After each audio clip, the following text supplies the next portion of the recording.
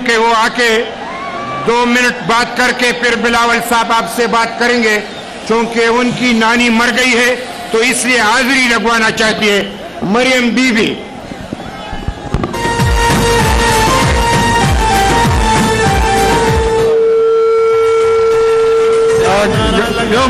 ये टोल मलगरू दरखास्त है, टोल मलगरू दरखास्त है, मेहरबानी जे खाली कई मरियम बीबी ने लार और स्टेज खाली कई जी। मरियम बीबी राजी जे खाली कई लार के इंजीनियर से चाहता हूँ, काजी को सुनाना चाहता हूँ, काजी को सुनाना चाहता हूँ, एक नारा लगाना चाहता हूँ, वोट को इज्जत दो, वोट को इज्जत दो।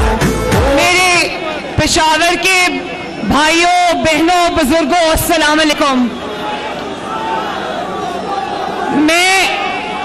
मैं आपसे आज बात करना चाहती थी, आपको मिलने आई थी, लेकिन अभी अभी मुझे इत्तला मिली है कि लंदन में मेरी दादी का इंतकाल हो गया है। नवाज शरीफ साहब की वालदा का इंतकाल हो गया है, लंदन में वो मौजूद थी उनके पास। तो मैं माजरत चाहती हूँ कि मैं आज आपसे बात नहीं कर सकी।